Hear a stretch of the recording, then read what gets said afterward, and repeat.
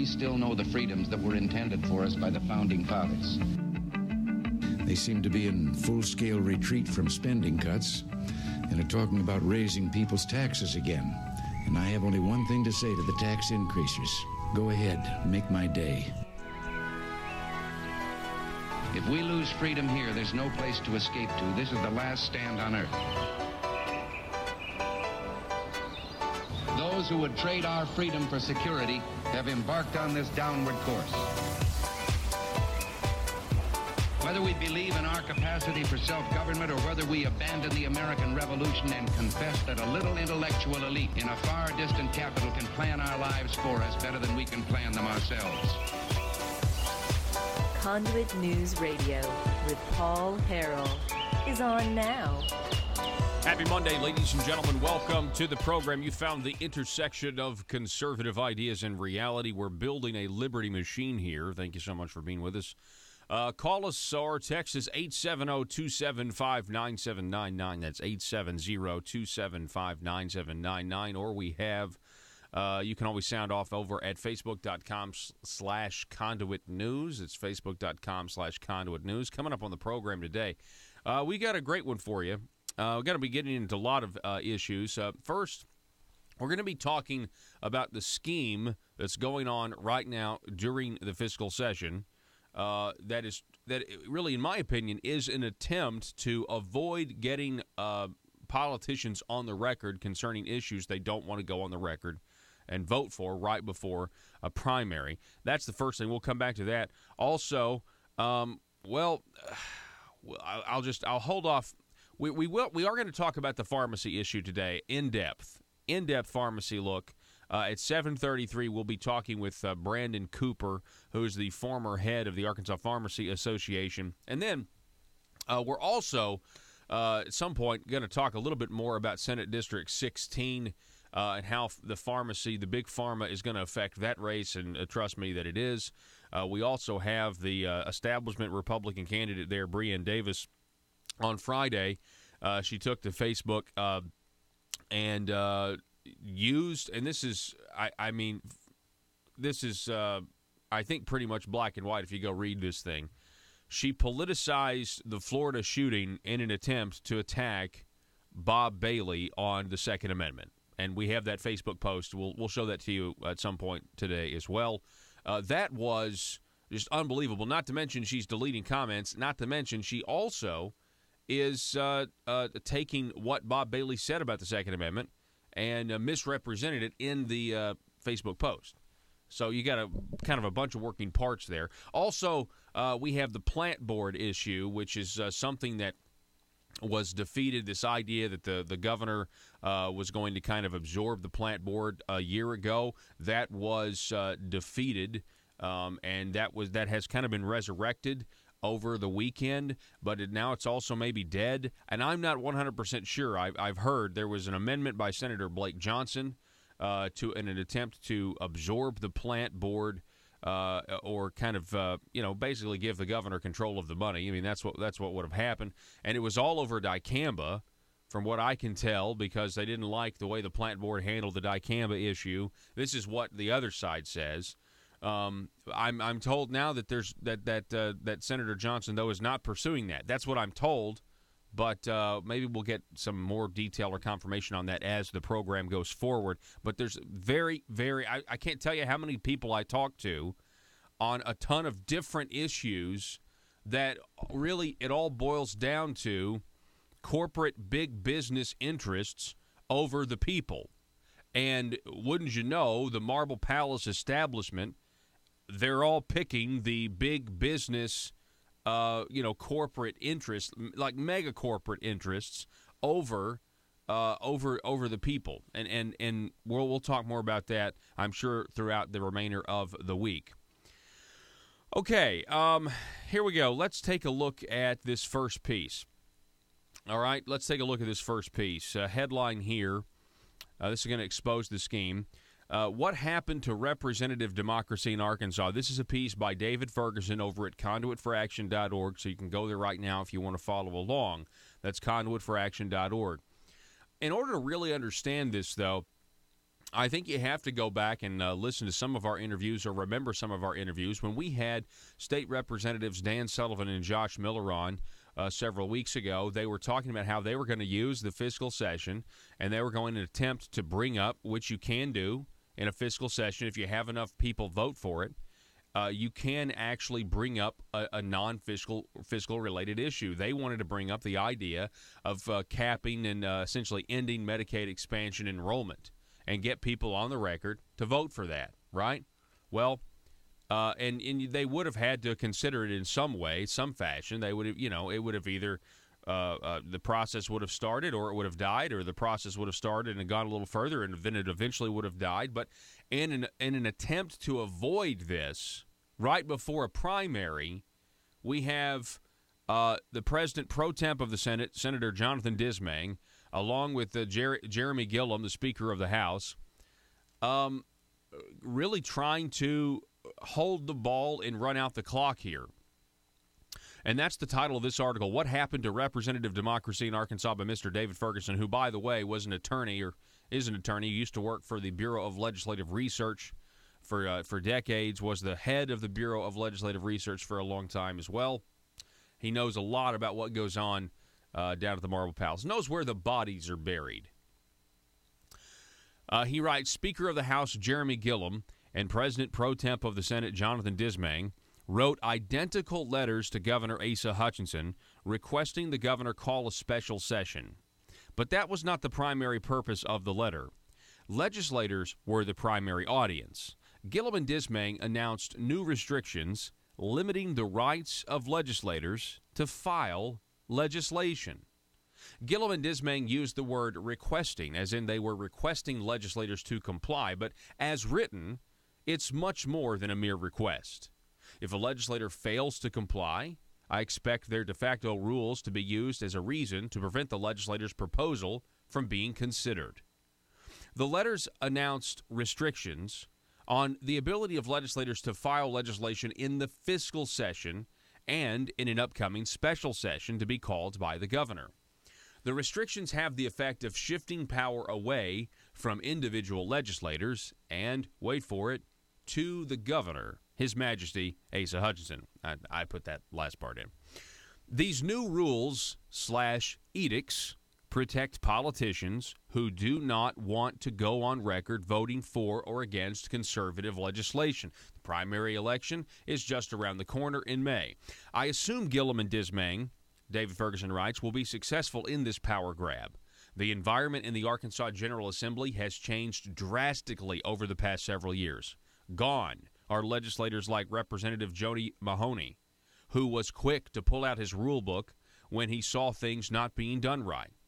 I'm not certain which issues Gillum and Dismang are trying to stop, and that is not my concern, he writes. What matters to me is my senator and representative are being treated like second-class citizens instead of equals among peers. Your legislators are being treated like second-class citizens, unless they are in the clique. Gillum and Dismang wrote in their letter, quote, It is our desire to maintain the integrity and voter intent of this fiscal session by focusing strictly on appropriation bills and the budgetary matters of the state. End quote. Their assertion about the intent of the fiscal session is false. It seems inconceivable that a Speaker of the House and the President pro temp would not know what the people said through the Arkansas Constitution. The Constitution never intended to limit the fiscal session to only appropriation bills and budgetary matters. Instead, the Constitution explicitly provides a method to consider non-budgetary issues during a fiscal session. Under the Constitution, it is harder to get non-budgetary items considered, but it specifically allows it. Article 5, Section 5C2, a bill other than an appropriation bill may be considered in a fiscal session if 2/3 of the members of each house of the General Assembly approve consideration of the bill. David Ferguson goes on, It is my recollection that when the amendment to add the fiscal session was written, the sponsors included the option to introduce non-budget bills so that the legislature could deal with some important non-budget issues in the fiscal session.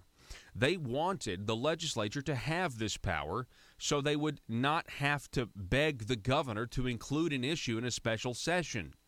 Gillum and Dismang's position is just the opposite of what was intended in the Constitution.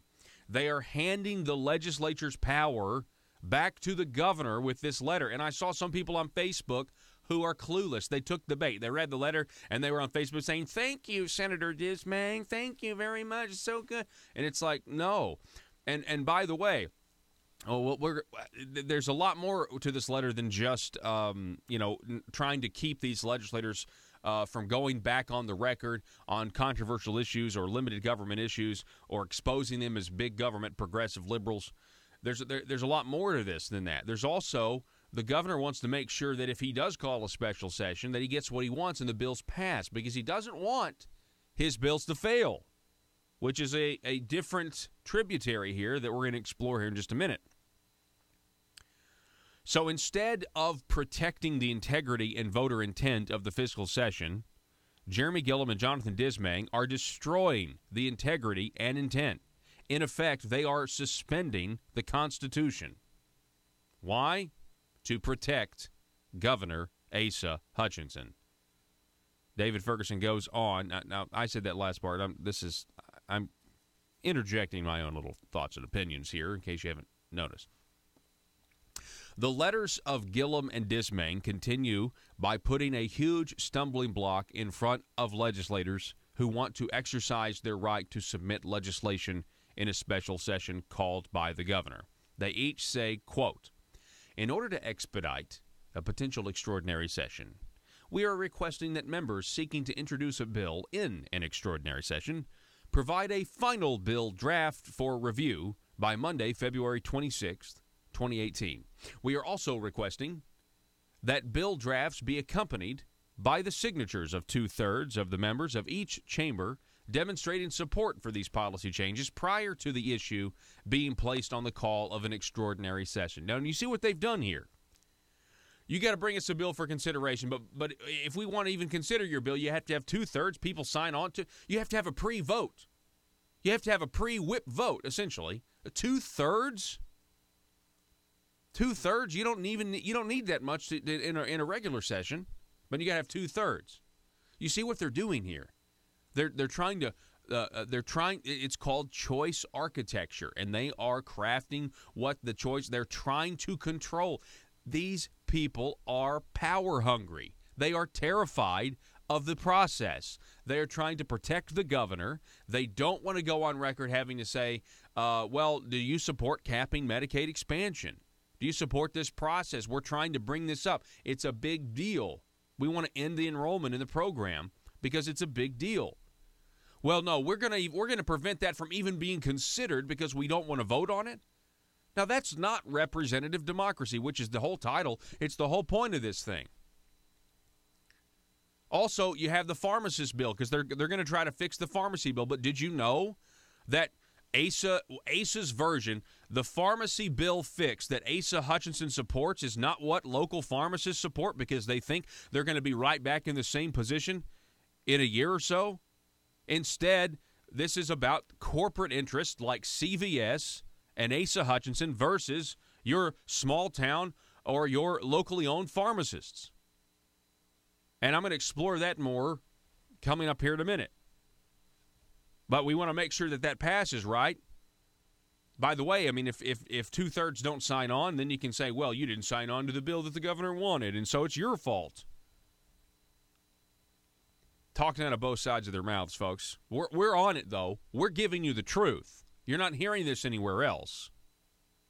The angle here is that everybody who's in a position of power and leadership, their number one charter is not their constituents, it's to protect the governor from looking bad, from looking like a progressive liberal. Number one, the bill draft deadline. We're going to get through this before we go to break. First, this is back to the letter that they wrote. There is no House or Senate rule requiring pre-filing of draft bills at an extraordinary session. The letter is setting a de facto rule without getting the necessary two-thirds vote to change the legislative rules. Second, even if the legislature had adopted such a deadline, the February 26, 2018 deadline is absurd. Extraordinary sessions, commonly referred to as special sessions, are called by the governor, and he sets the agenda. The governor issues a proclamation defining each issue that may be considered in the special session. His proclamation is called the call, and the issues to be considered are called call items. Although the governor limits the subjects to be considered, the Constitution and legislative rules allow a legislature without approval from anyone to file his own bill if the bill is germane to one of the call items. So it means you could say, the governor could say, this is the thing, go back to the pharmacy thing real quick. The governor could say, we're going to try to fix the pharmacy. Well, then legislators would then theoretically, constitutionally, be free to submit multiple, quote, solutions, end quote. But if you're trying to protect CVS, then maybe you don't want the legislature to have that kind of authority.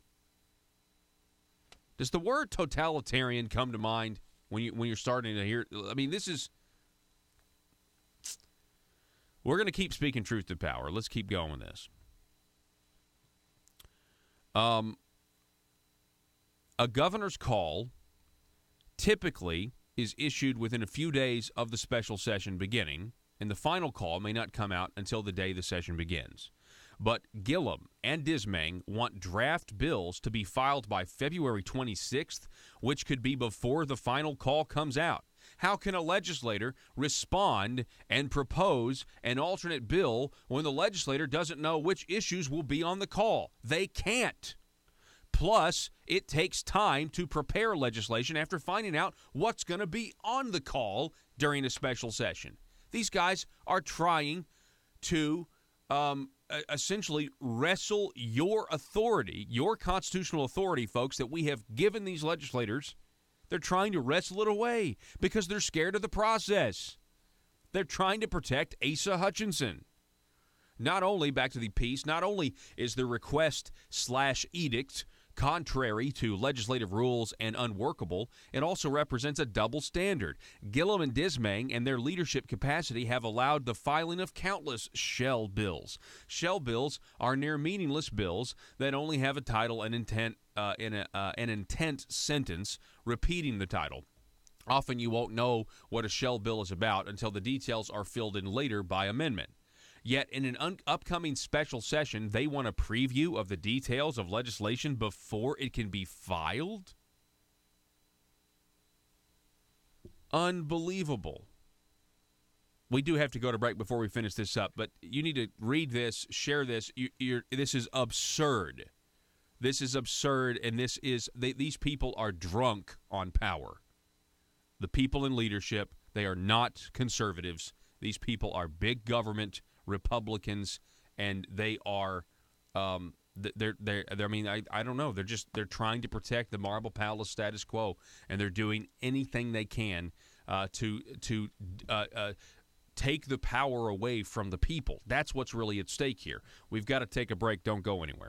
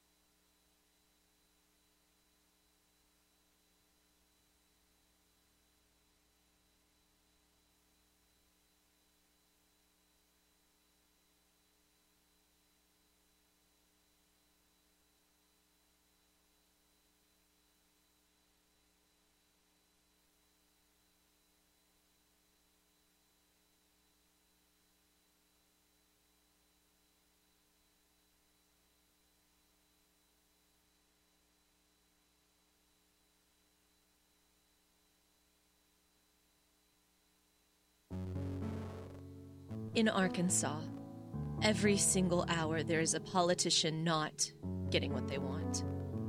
For some, it's an absolute nightmare. The sleepless nights wondering if progress will ever come.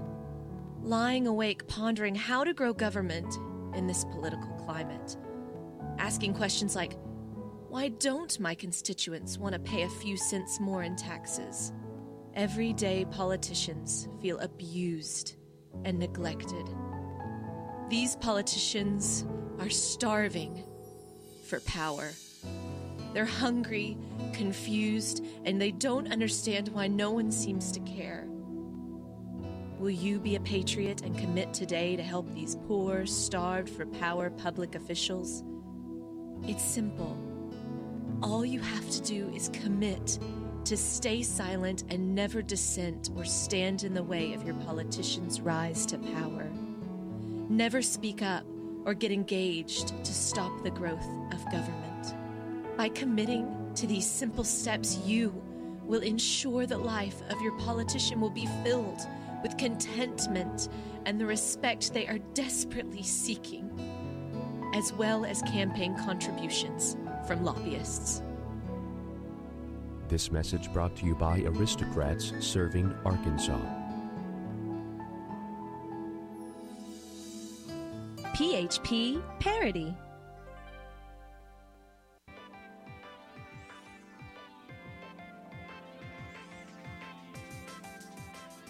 Conduit News Radio with Paul Harrell is building a liberty machine. Find out more at conduitnews.com.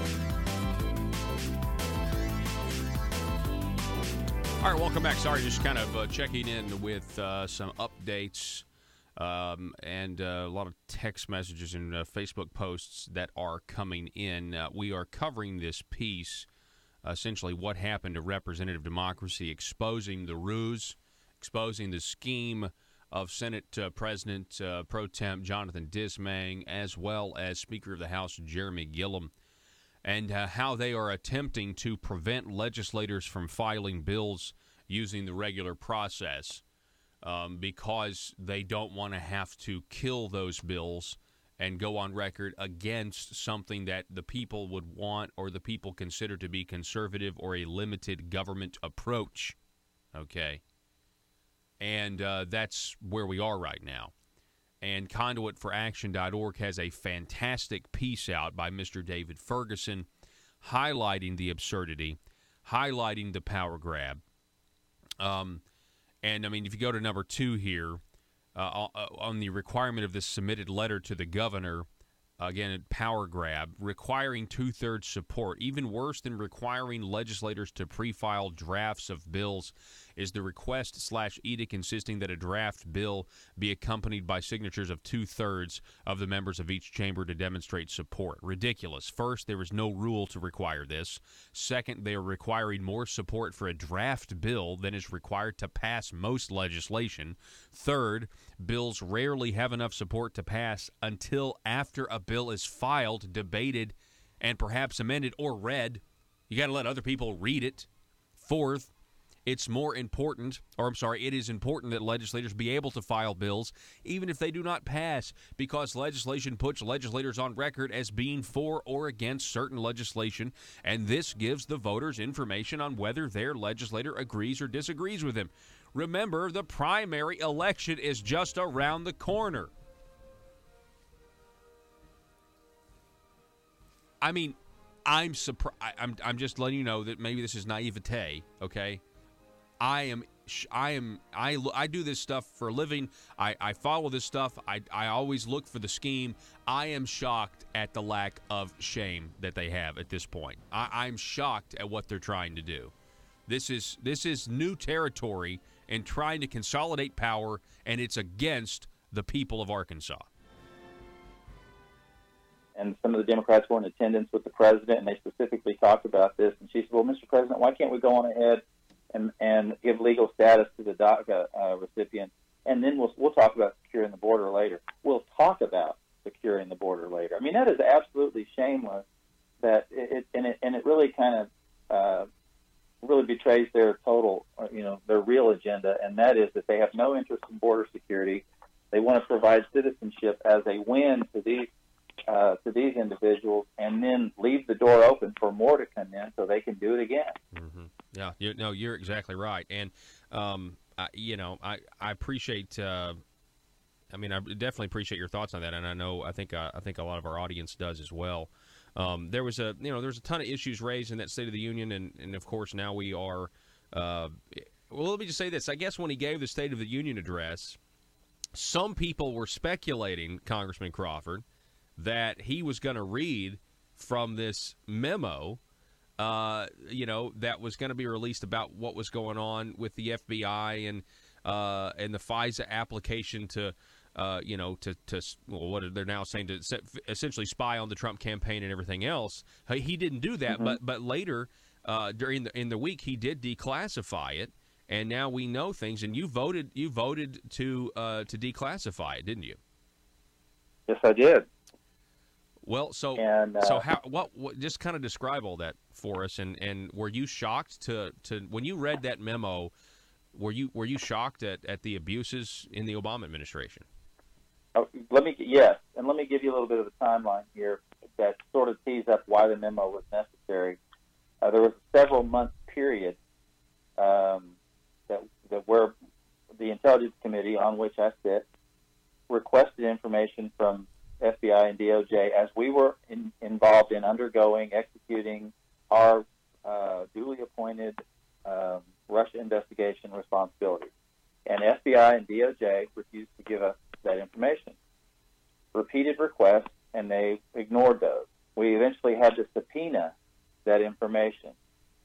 Then, a Deputy Attorney General, Rod Rosenstein, decided it would be a good job to, upon receiving that subpoena, to go and talk to the Speaker of the House and do an end run around our committee, the requesting authority, and say, look, we really don't want to give this information up. Can you talk to the committee and have them drop this subpoena?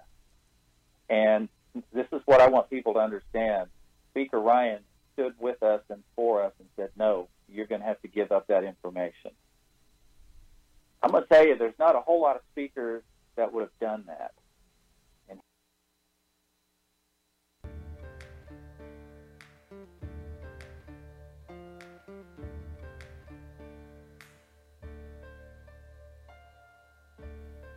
Bringing you your daily dose of truth. It's Conduit News Radio with Paul Harrell.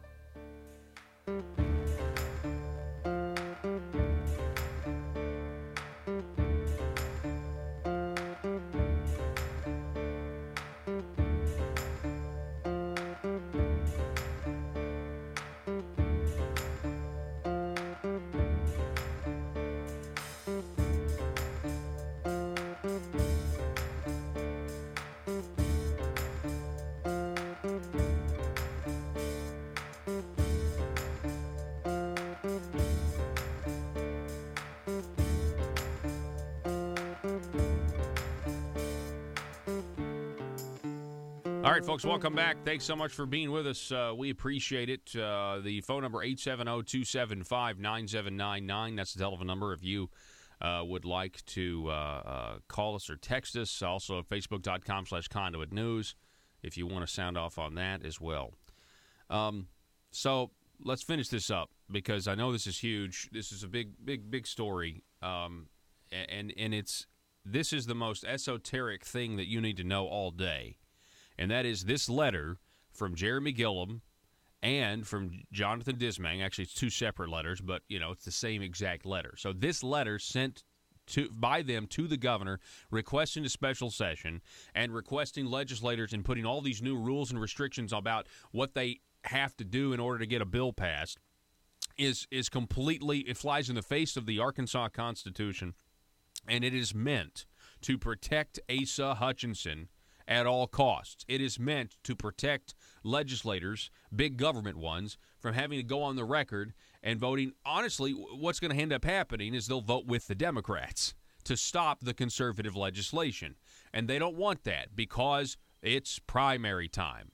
It's the primary season coming up, you know.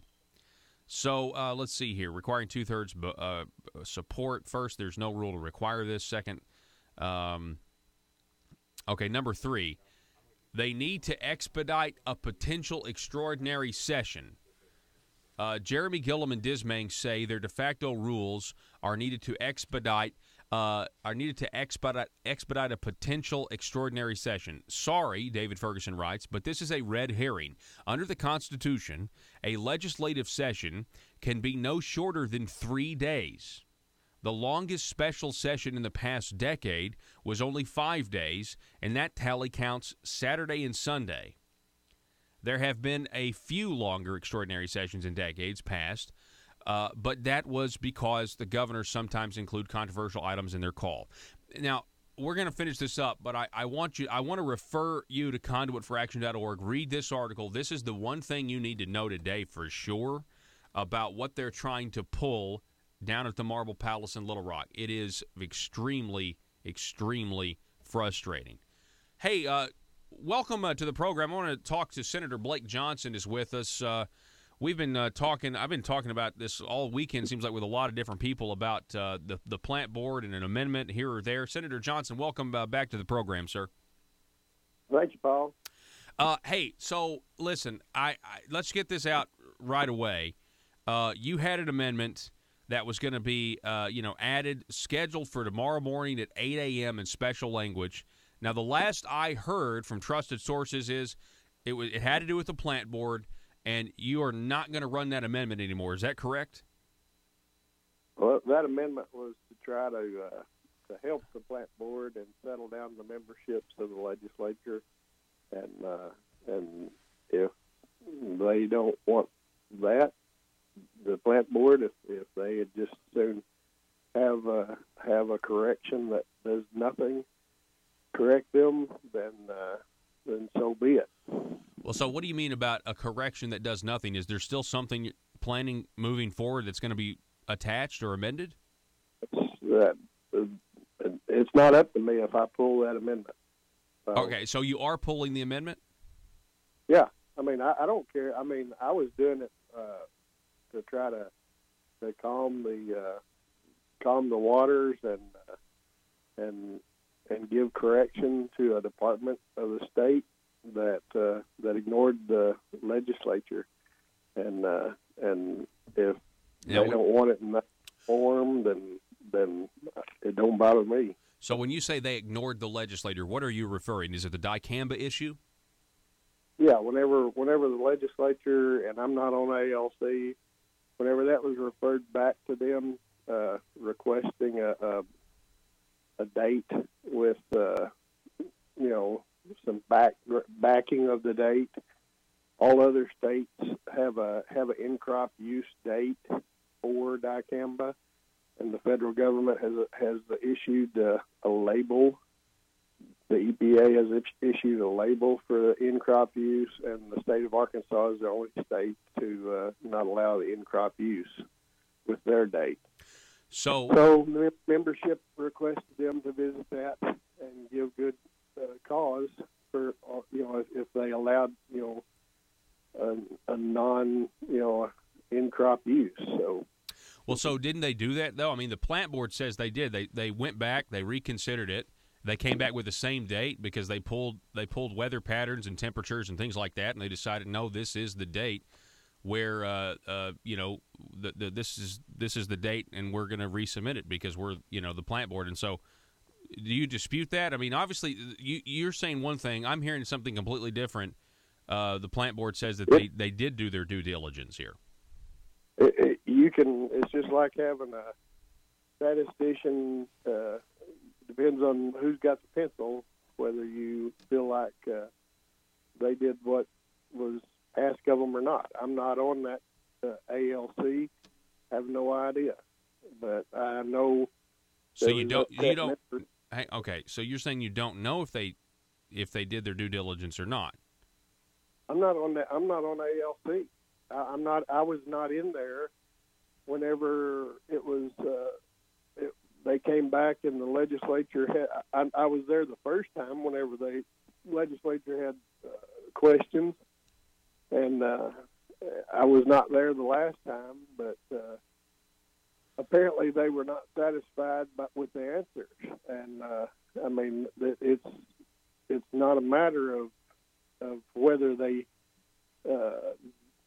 claim they did something. If the legislature does not feel like they did something, then the perception that it doesn't matter. Okay, so you weren't in the meeting. No. But somebody else was, and I guess other members of the legislature, they were the ones that approached you to file this amendment that would have really it would have rearranged the plant board. I mean, it would have taken funding away from some of their some of the people on the plant board. That's the deal. You have either you hadn't read it or the people who put all this out this weekend hadn't read it. All it does is in the appropriation it strikes the words plant board from the line, and then at the very end in the language it appropriates all that money in those line items to the plant board. So essentially it does nothing. Well, it's obviously got to do something.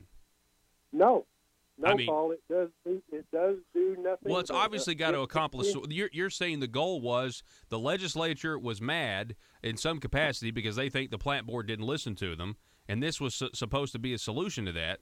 So, obviously it has to do something. No, it does nothing. But it got to get their attention to see who has their purse strings. That department, just like any other department, was created by the legislature. We have advocated our duties to them. They are not the source. Whenever the legislature requests something from them, they should act.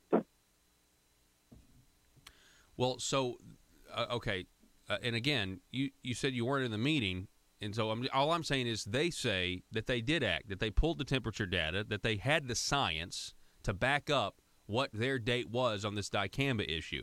And to me, the other issue here, and I'm glad you're pulling the amendment down because I didn't support the consolidation attempt last year or what it was last year, but it wasn't going to look very good because Monsanto lost their lawsuit on Friday. The case was dismissed. So if Monsanto's lawsuit is lost on Friday, and then on Tuesday, we do something that you say is nothing. I'm confused. Honestly, Senator Johnson, I'm confused because you say we were going to do something that did nothing. So I'm really confused on that point. All it did was this has absolutely nothing to do with the merits of what was done. It has to do with the satisfaction of the members of the legislature that the body that it created did not act. And that is, I was not in that meeting. I was trying to satisfy the legislature without any damage coming to that department. That was my full intent.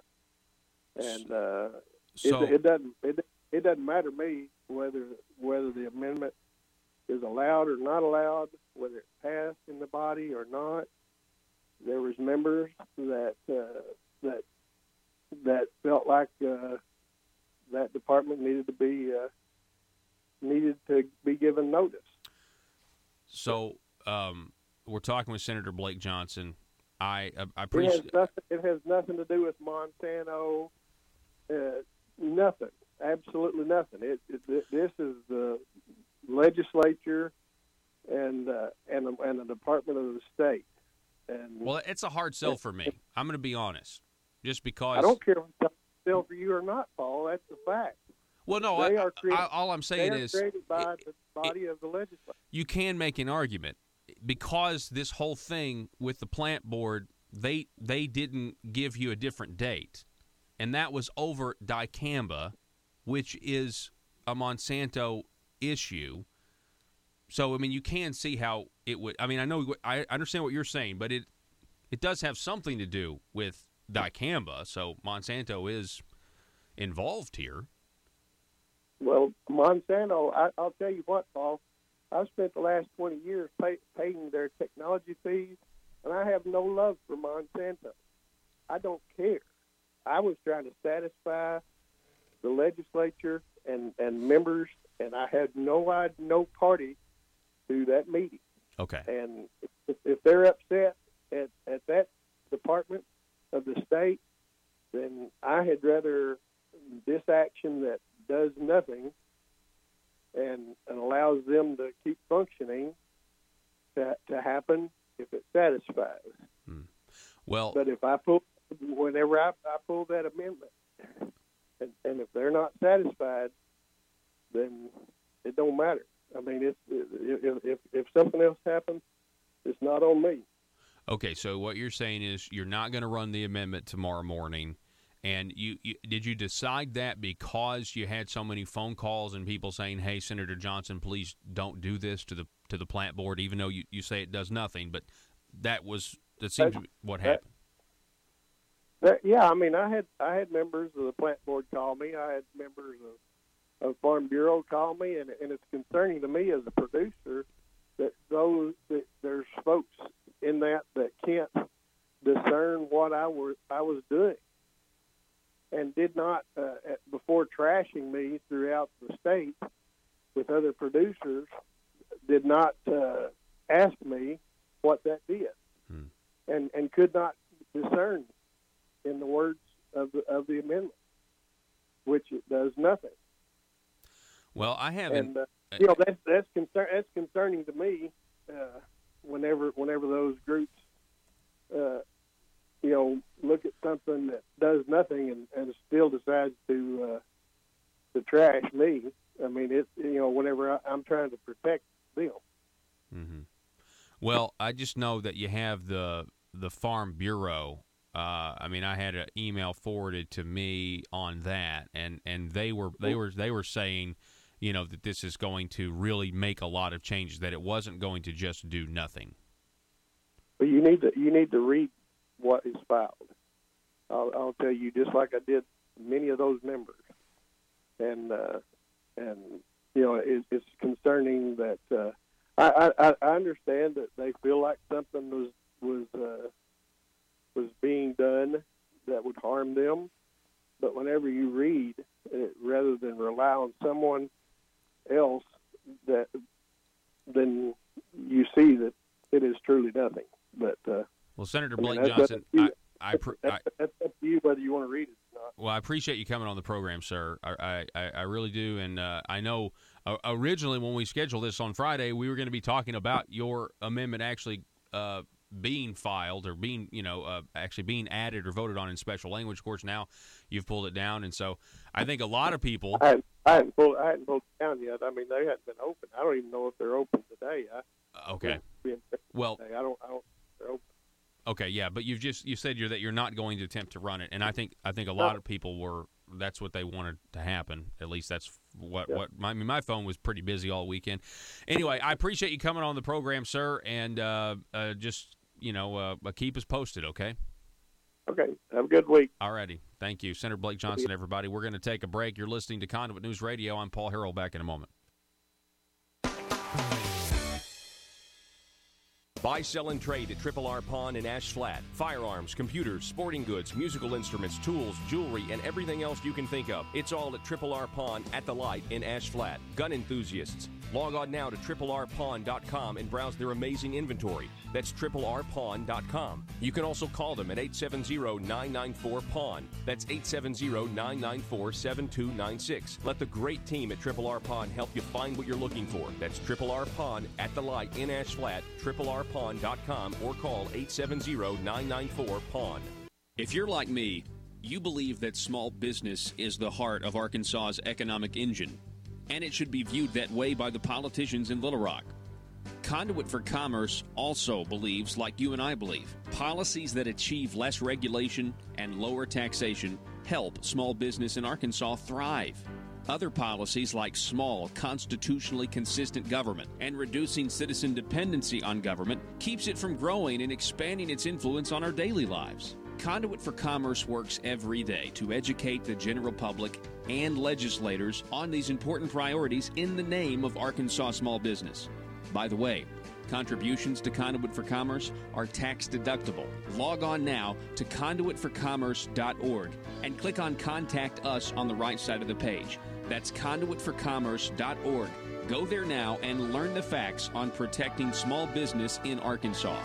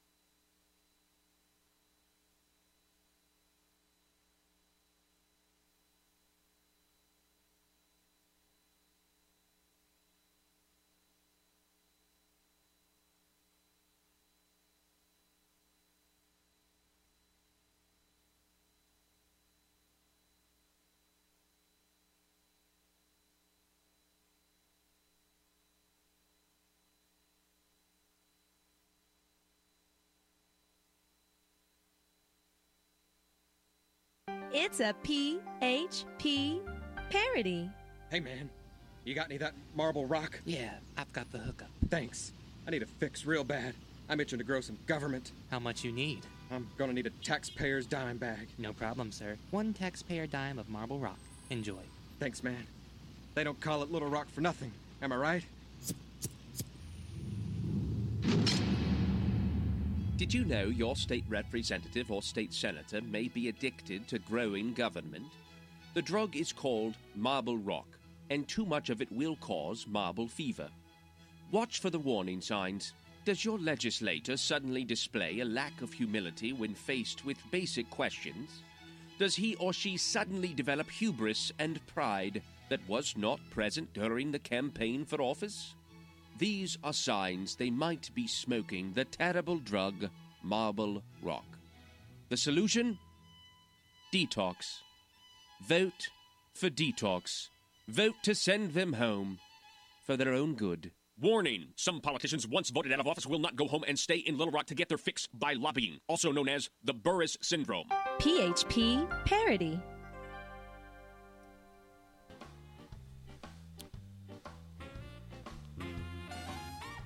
Determined to drain the swamp in Little Rock, it's Conduit News Radio with Paul Harrell.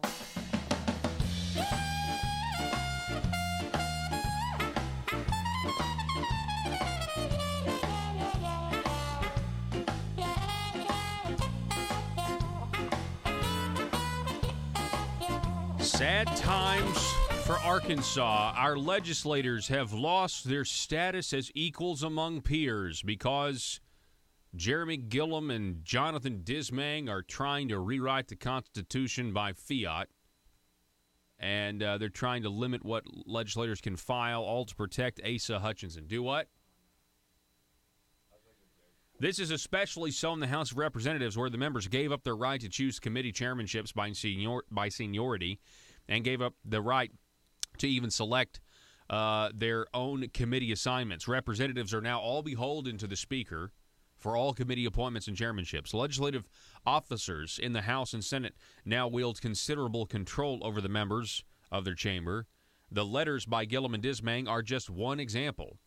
You may view Gillum and Dismang's actions as favorable or unfavorable based on how you view the current governor and the issues today. This is a mistake. You will eventually find yourself on the other side someday, and your senator and rep will have no choice because the leadership has already decided for them what bills they can file. This move is bad, regardless of whether you are liberal or conservative or somewhere in between.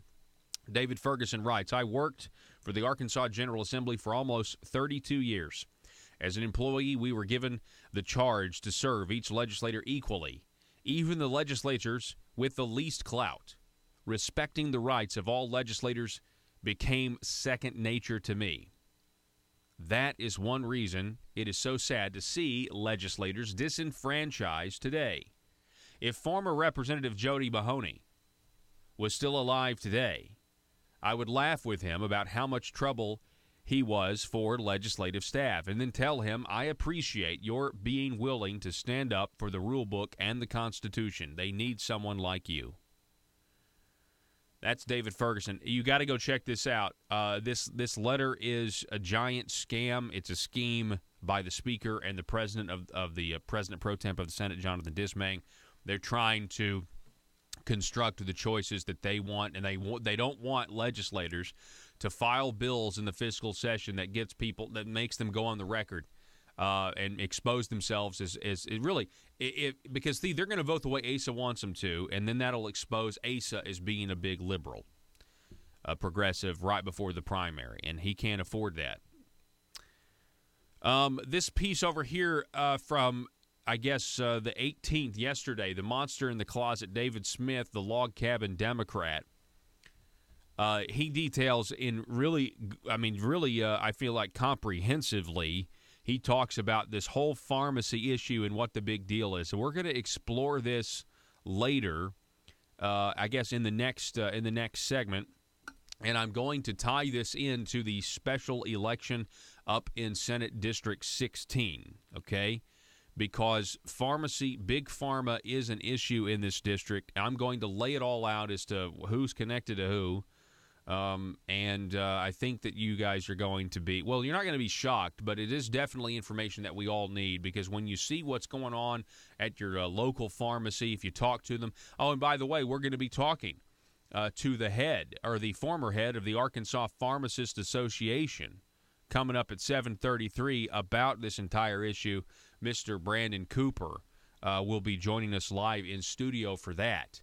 And so definitely want to stick around, because that's really going to put a face to all of this, and he certainly knows what he's talking about. I talked to him on Friday, and it was a really good conversation. It really was. Also, we do want to try to get to this. Breanne Davis misrepresenting Bob Bailey's comments and exploiting the Florida tragedy, the school shooting there, in an attempt to attack Bob Bailey because he believes in the Second Amendment. Breanne, listen to this. She wrote this on Facebook. This will be an important issue for District 16, primarily because of bills being filed at the Arkansas Capitol and the public position my opponent has taken. He has stated that he does not believe in any gun laws, background checks, or restrictions. He believes that anyone at any time and anywhere can purchase a firearm. Well, that's actually not what Bob Bailey said. He didn't say he believes that anyone at any time, anywhere can purchase a firearm. But this is how she started her Facebook post. Due to the number of questions I received on guns and safety, I thought I'd answer with a post. This is a very difficult question with passionate positions on both sides of the issue. Now, she did this on February 16th. This was during the aftermath. Okay, listen, given the fact that I have children in public schools, this is something that hits close to home and weighs heavily on my heart. This is Breanne Davis, ACE's candidate, using a tragedy, politicizing a tragedy, because the next paragraph she attacks her opponent and, not to mention, mischaracterizes what he actually said. Play what Bob Bailey actually said and how she's mischaracterized him. Listen to this. It's really good. I absolutely believe that any regulation on any gun is technically illegal and unconstitutional. Making you pay for a permit to carry a gun is an infringement. Submitting to a background check in which the government says that you're basically guilty of something until you prove yourself innocent is an infringement. Being fingerprinted like a common criminal is an infringement. The $160 fee doesn't sound like a whole lot to most of us here in this room, but if you're making about $30,000 a year, got 3 mouths to feed, and you're living from paycheck to paycheck, that could be a pretty good hump to get over. So is your life worth any less than mine because you're making less money than me? If it's up to me, every regulation on every gun would be gone. Now, that's different than any place, any time. We'll explore more when we come back. The news and talk of Northeast Arkansas. This is News Talk 101.3 FM and 12:30 AM KBTM, Jonesboro, an EAB radio station. He did it because he wanted to maintain the integrity of that committee and support the committee, and he does that. He's very supportive of the authority of committee. So this was the agreement. Rather than just bring the information forth, they said, well, this is really sensitive information, so we're going to set up a reading room over at DOJ and provide and allow limited access. So they put it in a SCIF over at DOJ, and the parameters were accepted that, we could have one member and two staff members go and view the material. So Chairman Devin Nunes appointed Trey Gowdy as our member, because Trey Gowdy is an accomplished former federal prosecutor, and who else would you rather have doing that? Exactly. He's phenomenal. Yeah, exactly. So he goes over there, used the documents along with two of our staff who are attorneys as well. And they come back and they draft this memo based on the contents of that of the material they saw. A 3.5-page memo where there were no pejoratives or adjectives or speculation or name calling or anything like that, but purely pointing out facts. Period. End of story. There were no sources and methods, and there was no compromise of national security.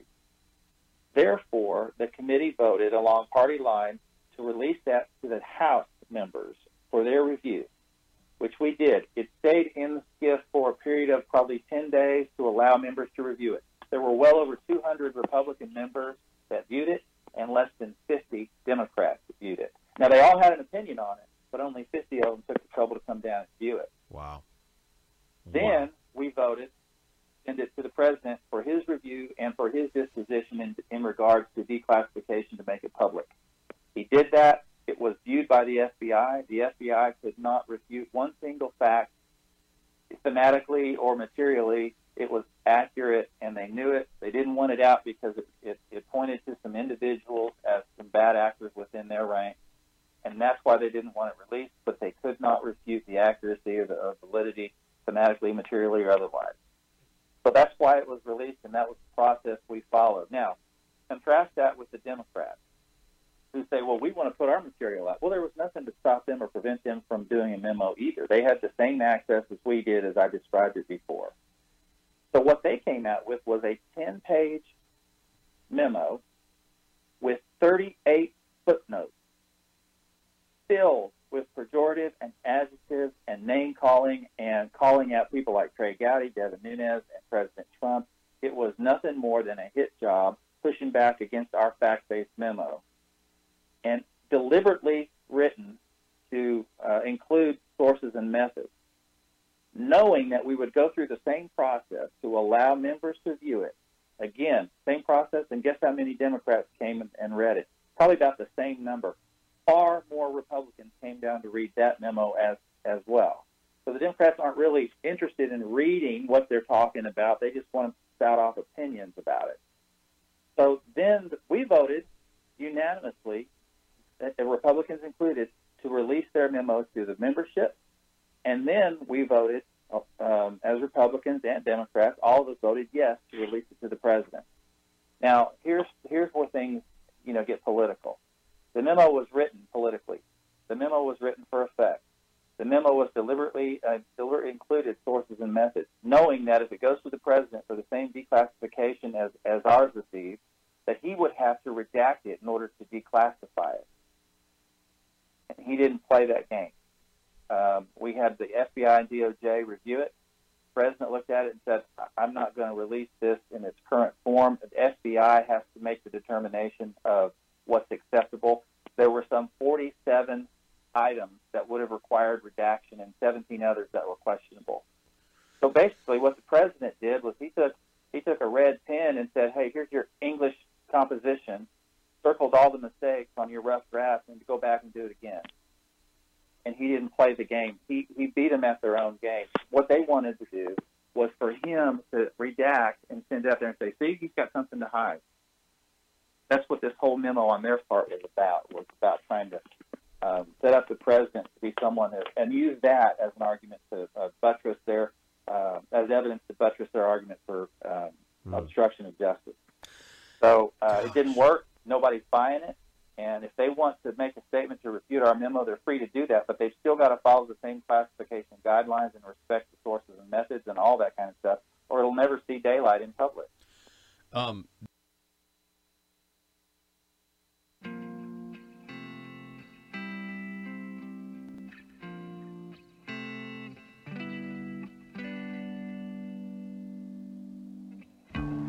I think it's time we ask ourselves if we still know the freedoms that were intended for us by the Founding Fathers.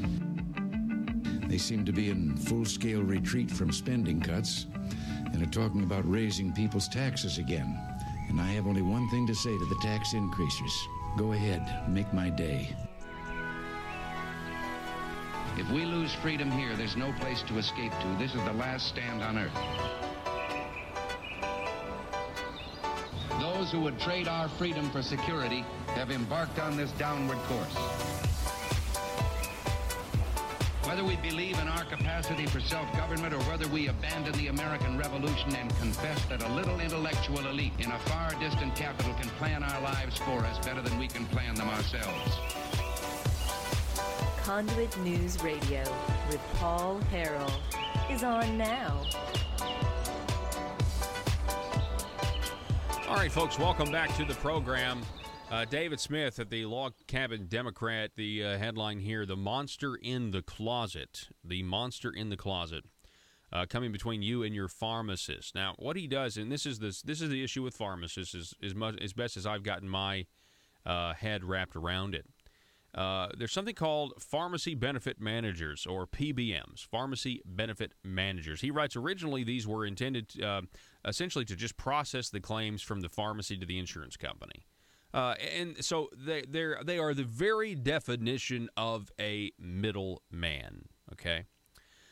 However, over the course of the past 20 years, he writes, they've grown into something entirely different. They still connect pharmacies with insurance companies, but they now control which medications you can have, how many doses you can take each day, how many times you can get them filled during the course of the year, and how much you have to pay as a copay when you get them filled.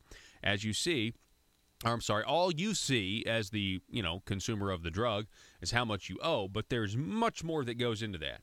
Pharmacy owners, David Smith goes on, are required to sign contracts with these PBMs, Pharmacy Benefit Managers, these middlemen, in order to process prescriptions through the PBM for payment. This is where the monster peeks out of the closet. These contracts are non-negotiable, take it or leave it, contracts in which the pharmacy literally has no bargaining power. We're not allowed to band together in a geographic area to try to negotiate a better deal that would be considered price fixing. We'd all go to jail, he writes. Over the course of time, the contracts have gotten worse and worse, with payments to pharmacies getting lower and lower. You pay more for a soft drink from a vending machine than your pharmacy is being paid for life-saving medication. On the other end of the transaction sits the insurance company, Arkansas Blue Cross and Blue Shield. The largest insurance company in the state is a good example. After telling the pharmacy what they are going to get paid, the Pharmacy Benefit Manager, again, PBM, then sends a bill to Arkansas Blue Cross and Blue Shield for the prescription. This bill is dramatically different from what they paid the pharmacy. The difference between what the PBM paid the pharmacy and what they billed the insurance company is called the spread. Spreads of $30, $40, $50, and even hundreds of dollars are common. The monster gobbles up all of that money, and a lot of it is Arkansas taxpayer money, Arkansas Works, and sends it straight to Woonsocket, Rhode Island, where it continues to feather its nest. Can you begin to see how ugly this gets? Now, in some cases, ladies and gentlemen, this article goes on to detail how these non-negotiable PBM contracts, the pharmacists actually are losing money, meaning they're getting reimbursed less, okay, than it actually costs to get the drug to their store, to purchase the drug and get it to their store. And this is before you factor in overhead and wages. I mean, and so some pharmacists across the state are having to turn prescriptions away because they lose money if they fill it. Now, think about that for just a second. And we're going to be talking with Mr. Brandon Cooper, who's the former head of the Arkansas Pharmacist Association at 7:33. So coming up here in just a little bit.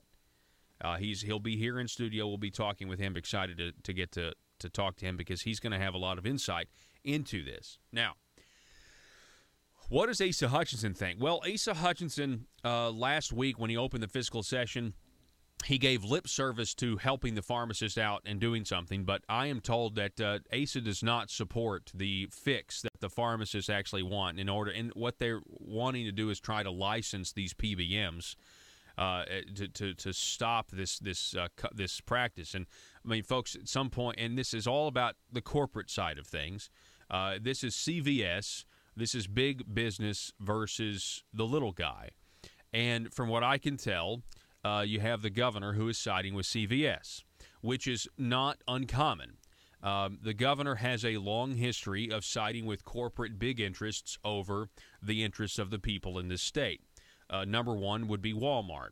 You can go back to 2015. Asa supported a Religious Freedom Restoration Act all the way until the LGBT RSTLNE, would you like to buy a Val community, started protesting, and then Walmart called and he backed off support. And he really threw a bunch of conservative legislators under the bus, some of which still, still obey, very obedient. Anyway, so that was the first instance. And then you could even look at this dicamba issue. It is very clear that Ace is on the side of Monsanto over the platform, in my opinion. I think it's very clear. And I was talking to somebody the other day. Well, what is that connection? I mean, we don't see any campaign donations and everything like that. It's extremely easy. I mean, what you guys don't understand is all these companies have to do is, make donations to these other organizations like the Republican Governors Association. And then the Republican Governors Association can give Asa campaign contributions or whatever. I mean, it's some of this stuff is going to be hard to track. Okay, it's going to be hard to track. So there's that.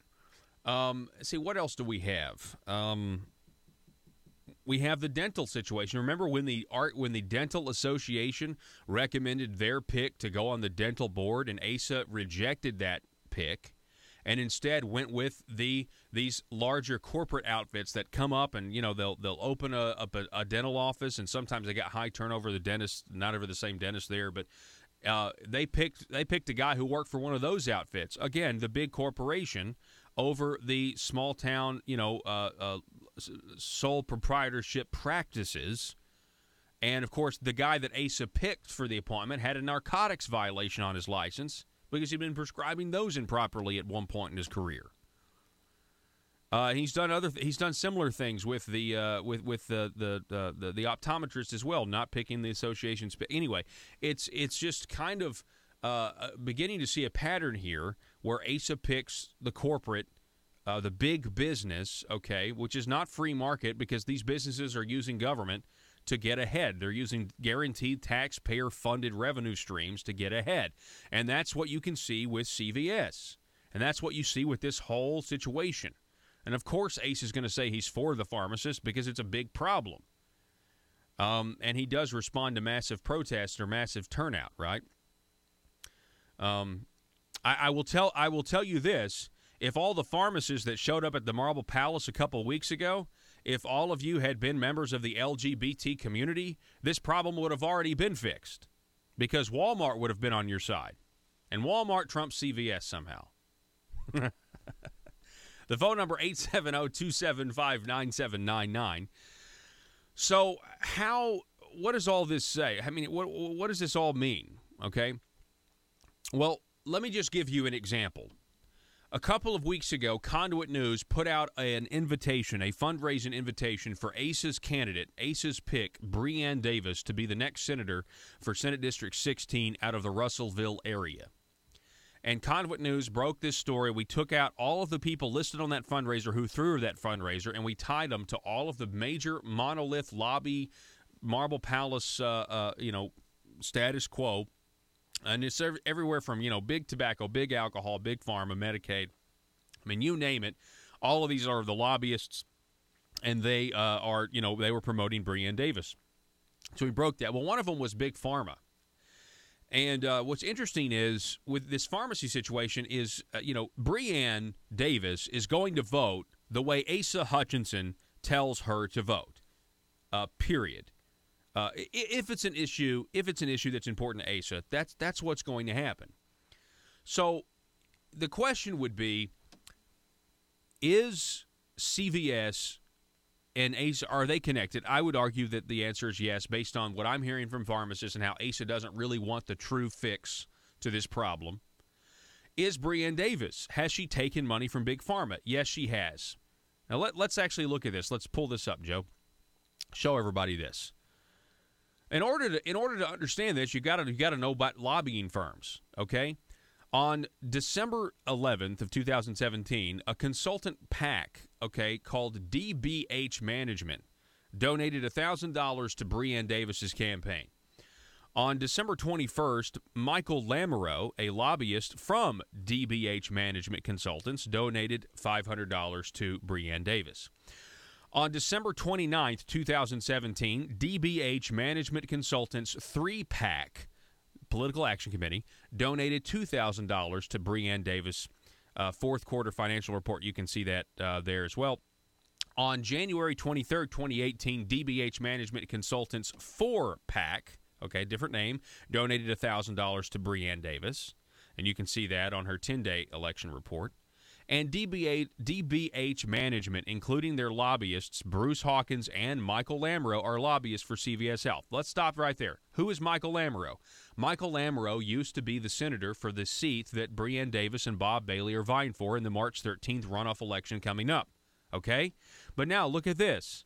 Look at lobbyist clients under financial disclosure over at the Secretary of State's website. We see that CVS Health, they use the lobbying firm DBH Management. That's right. You see that address out of Morrilton, Arkansas? It's right there. Our online audience. Can you zoom in at all anymore, Joe? Let's see if we can't. I want the online audience to be able to read this so they can see it for themselves. Okay. Well, anyway, it's right there. I've got the actual images, so maybe we can get those. But you can just trust me. There it is, right there. DBH Management Consultants, lobbying firm. Their client is CVS. So we have Michael Lamoureux. We have his lobbying firm. Michael Lamoureux used to be the governor's chief of staff. Okay, I think it's very clear, very easy to draw a conclusion of where your loyalties lie. Okay, and just so we're clear, scrolling down even further, if you look up the financial disclosure, again, Secretary of State Mark Martin's website, DBH Management Consultants, LLC, lobbyist Michael Lamoureux. You see it right there. This is who he works for, all right? Now we scroll down to the bottom, and we see a photo taken December 21st of 2017 of Michael Lamoureux and Breanne Davis, okay? Now, it's not a crime to be associated with the lobbyists. It's not a crime. But if we're talking about pharmacy, and we're talking about this issue, which is a really, really, really big deal, where we have reports that you'll take one prescription over to a local pharmacist and they get reimbursed $12. You take that same prescription to CVS and you get $1,400 reimbursement. CVS is getting $1,400, and it's all because of these PBMs. Now, again, the pharmacists are not satisfied. That's what I'm hearing. They are not satisfied with Asa Hutchinson's level of support. Asa says he wants to help the pharmacists, but I'm telling you, what people are telling me is that is not they're not actually trying to fix the problem, because it will be carefully crafted language, because it has to be. If Asa is on the side of CVS, he has to walk a tightrope. He has to make the pharmacists think that he's helping them, but at the same time, he has to keep CVS happy. He has to keep the big business that's using government to Johnny sweep the legs, okay, Johnny sweep the legs out from under the real people, the pharmacists, the small towns that are being affected by this, or the small pharmacists. That's what's going on right now. And here we have Michael Lamoureux and Breanne Davis. So, you say what you want to. People, everybody's going to claim to be an independent thinker. Everybody's going to claim, no, I'm going to do what I think is best. Well, it's all about where you're going to get your data, where you're going to get your results. And that's what I don't think. I mean, that's what they don't ever think about. You're going to think that you're free. You're going to think that you're independent. Those puppet strings are going to be visible to all of us, but they're not necessarily going to be visible to you. You're not going to know. Because they're going to give you choice architecture. They're going to give you this information, and you're going to trust them, right?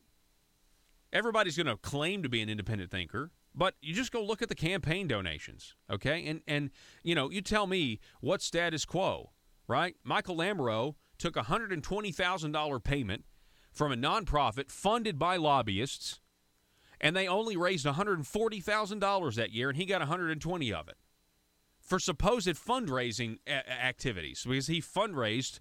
He was a fundraiser, helping fundraise for the organization, and then that organization gave him he got all that money, and he's an attorney, so somehow that's legal because it went to his law firm. Somehow it's legal. Anyway, we're going to take a break. And we're going to be back here in just a moment, but it's very clear. It wasn't even complicated. I was saying, like, on Friday we were talking about this, and I was like, hey, how do we need to get on this? We need to do the research, and we need to look at DBH Consulting. We need to look at the contributions. We need to look at all this. And, the great research team at Conduit News, they were like, well, it's actually not even hard. It's all really right there in the open. You just got to really be willing to read.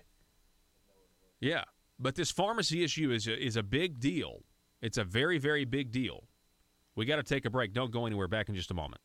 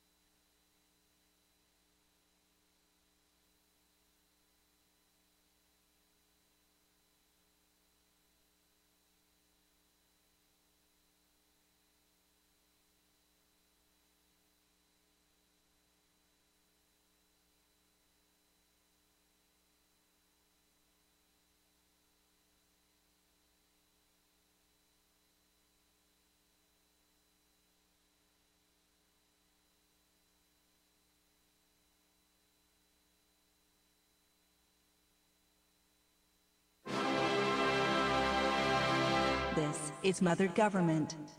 My people.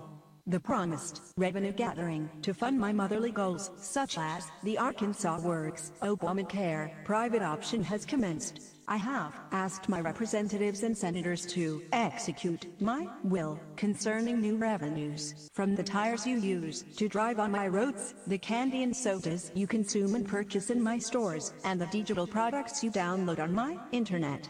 Your sacrifices and tributes, which are owed, display a measure of obedience, but there are still collectible sacrifices I require from the people to increase the work and size of our great government of Arkansas.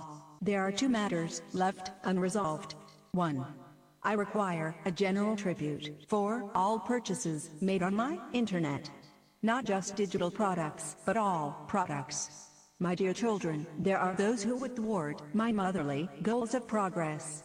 If you see them, please combat their misguided notions of freedom by using phrases like mom and pop, and tax cheat. 2. I still require more revenue sacrifices concerning your consumption of my gasoline. I require your undying loyalty on the subject. Subjects, in conclusion. More revenue is good. Static revenue is bad. This message was brought to you by your stewards, aristocrats serving Arkansas. Thank you, my children, in advance for your required and expected obedience that keeps society safe and prosperous. And always remember, from cradle to grave. PHP Parody.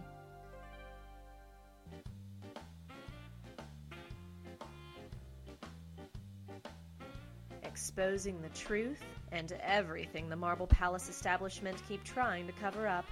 It's Conduit News Radio with Paul Harrell.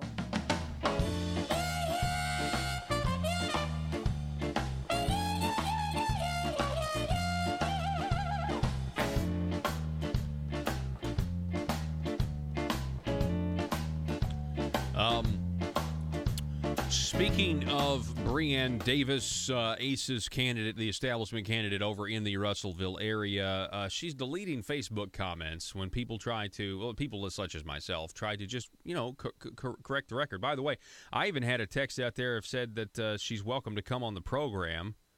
She was scheduled to be on the program back in December, but then she canceled, and then she said she'd get back with me later in the year, or at the beginning of the year, and she never did that or anything. But yeah, she was told not to. I mean, Asa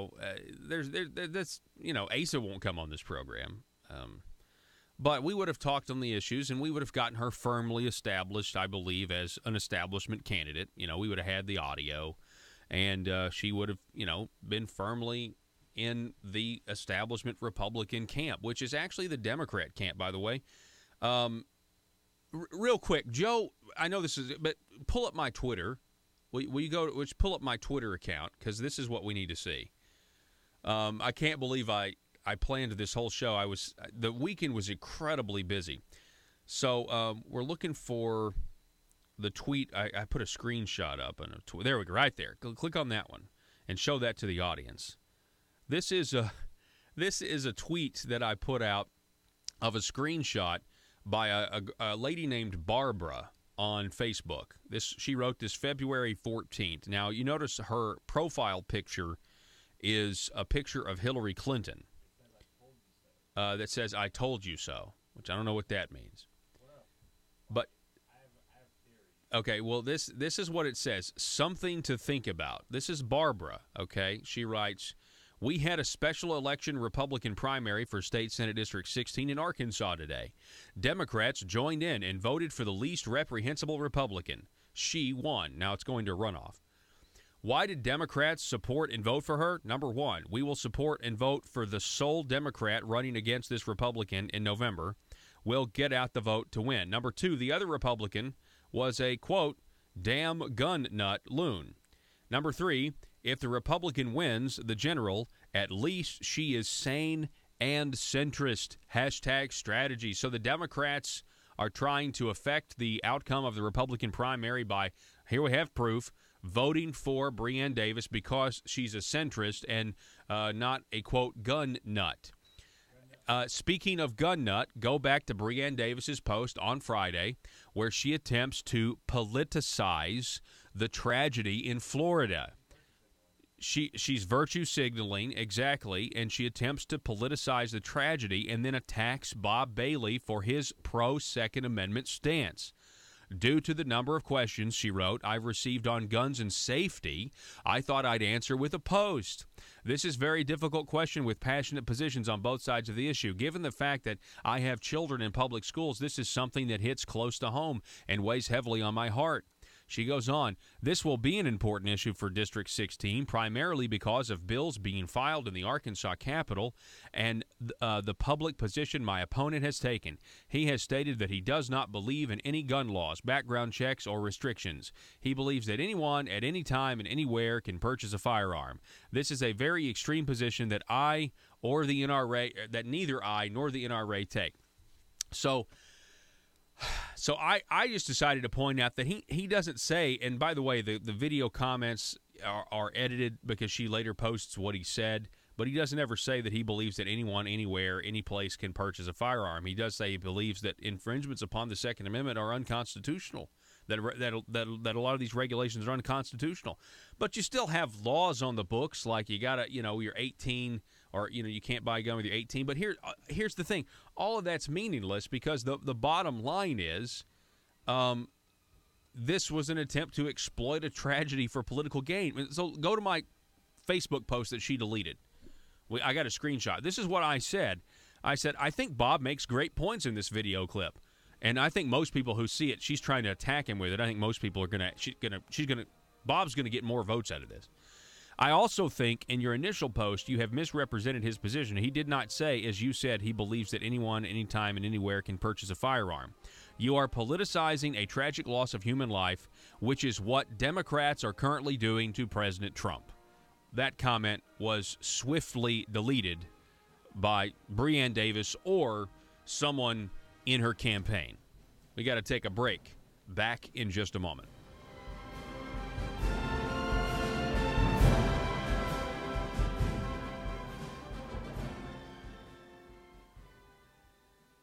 This is a fantastic story. We're talking with Congressman Rick Crawford. He is a member of the House Permanent Select Committee on Intelligence, so that's why he has this integral knowledge of what took place in this timeline. And I would just say, you know, the lead up to the release of the initial memo, the first one that was drafted by Congressman Nunes, you had Congressman Adam Schiff saying that the memo is going to reveal sources and methods. The memo's released, it clearly doesn't reveal sources and methods, but then their memo, actually, the one that they craft, does reveal sources and methods. I mean, that's the definition of hypocrisy. Absolutely. They wanted redaction. They wanted the FBI to do redactions separately, and they wanted the president's legal team to do redactions separately so they could compare the two and say, look, see the president, he's trying to obstruct. It was a politically cooked up idea. It was exposed for what it is. It's absolutely a travesty, and it shows that members on that committee, under Adam Schiff's leadership, have no interest in finding the truth. What they have an interest in is continuing to engage in this protracted investigation where we found no evidence to support their charges. And believe me, we have conducted a thorough investigation. Every time we bring up one of the witnesses that they request, they'll ask for two more, and to the point where it's ridiculous. That I mean, they might want to have somebody that handled President Trump's bags in 2016. Wow. Because they might have overheard a conversation or something. I mean, it's that ludicrous. So Congressman Crawford, we're also told that there may be more memos coming from this committee, maybe on the State Department. Is that true? Is that accurate? Do you expect that to happen? I'm not sure. Yes, there is a more fulsome representation forthcoming on the extent to which the previous administration was involved in activities relating to this topic. So when we talk about Russia collusion, yes, we have discovered Russia collusion. That Russia collusion exists within the Hillary for America campaign, the DNC, and many of her associates. We know, and it's been acknowledged by at least one of the members on the House Intelligence Committee, one of my colleagues on the committee, acknowledged unequivocally that, yes, the DNC and Hillary for America paid for the Trump dossier. And there's now more information about the Trump dossier, how it materialized, who shared it, with whom.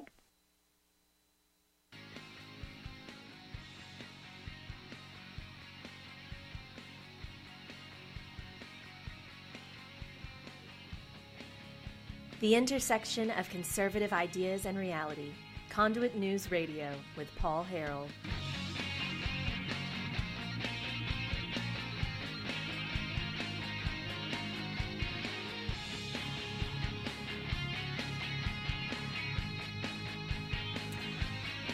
All right, here, folks, welcome. Happy Monday. Thanks so much for being with us.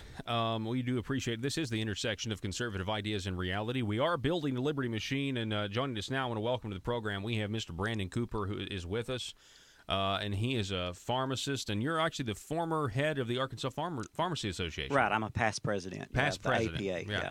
Okay, so I really appreciate you coming on the program because, first of all, I understand on Friday you were making the rounds here at some other stations. I was, yeah. I was on all the local stations here, explaining the situation. And one point that they all brought up, and this happens anytime you mention this situation about the PBMs, their first question is, well, shouldn't that be illegal? I'm like, exactly. That's exactly right. Well, so let's start at the beginning. I kind of did a little did an article or read somebody's article about this. But you as a pharmacist, I mean, it's PBMs, pharmacy benefit managers. They are a middleman that is essentially, in some cases, we have these non-negotiable contracts. Talk about this and how it's crippling small town or small pharmacies. It's just a classic example of a middleman, just a straight middleman in the process. And they stand between you and your medications that your doctor prescribes. That's one thing I think that's lost in all this, is that they are the ones that dictate what medicine that you can even have filled. And so not only that, they dictate what we're reimbursed. They directly reimburse us, and then they turn around and bill whoever's paying for the prescription, whether it be the government, a local employer, whoever's providing that health benefit. Then they turn around and bill them. But the thing is, there's no transparency in this situation whatsoever. These companies are completely unregulated. And so we've passed laws here in the state of Arkansas to deal with this, to try to hold them accountable for what they do. And as you can see, when you have these huge corporations like this, they basically think they're above the law. So how much of this, I mean, one of the articles talked about, a lot of this is taxpayer money. I mean, this is all kind of, and you have Blue Cross Blue Shield is involved. They're getting, very rich off this. You have CVS involved. Can you talk about that relationship? We have a big pharmacy, like a big national pharmacy, CVS, and they're doing well on this. They're not having this problem. Exactly, and that's one thing, that you want to bring up here is a lot of these pharmacy benefit managers, align themselves with certain pharmacies. Well, in the case of CVS Caremark, you have a pharmacy benefit manager which controls how much the competition gets paid. So they and CVS are actually one and the same, even though, supposedly, according to the Federal Trade Commission, there's supposed to be a firewall in place. Well, I think you alluded to that a little bit earlier. Where's that firewall when you're able to pay the competitor one price and then turn around and bill a much more exorbitant amount for your own pharmacy? Yeah, so is that number accurate? I've heard somebody tell me that there are cases where you have one prescription that gets filled for $12 at a local pharmacy, but you go to CVS or gets reimbursed $12. You go to CVS and they're getting reimbursed $1,400. Is that accurate? There's all kinds of examples of that going on, Paul. We've got our own examples here in town, and that's one thing I want to mention. Blue Cross, they're playing along with this scheme as well, because if you look at some of the things we've seen, when did CVS start moving into the state of Arkansas?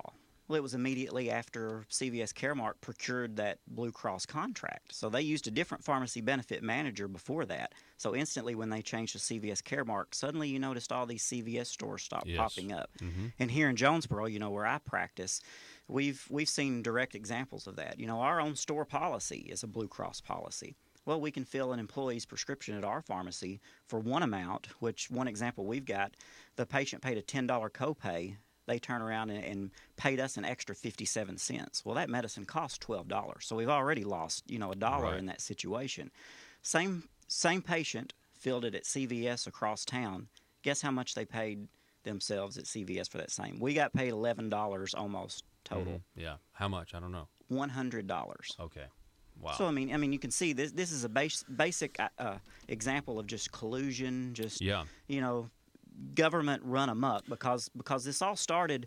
We started paying more. I mean, this has been going on for years, but we started paying more attention this year when the largest insurer in the state, Blue Cross, runs one of the Arkansas Works plans. Well, that's using your taxpayer dollars. So if they're willing to pay us one thing and turn around and bill the state through Blue Cross another amount, then that's now this is something serious. Exactly. So that's a serious issue. So because Arkansas Works is paying for premiums for the Medicaid expansion, they're paying for Blue Cross policies. I see what you're saying. So now we have the taxpayer money being used to really collude with the whole process to put you guys out of business. Right. And that's what a lot of these pharmacies are facing. I have even heard, and we're talking with Brandon Cooper, he's the former president of the Arkansas Pharmacy Association. I've even heard that some of these pharmacies are getting letters from the CVS, and CVS is offering to buy them out, and it's like they want to corner the market, and then they'll be able to do whatever they want with their prices. Exactly, and we're the first step in that onslaught of taking over this state, and filling all the prescriptions for everyone in the state through Blue Cross. You know, they think we're easy pickings because they can pick on the small independent pharmacies, you know, and a lot of them are in these smaller towns. I mean, that's the only healthcare professional that's available, you know, for miles and miles in a lot of these smaller towns.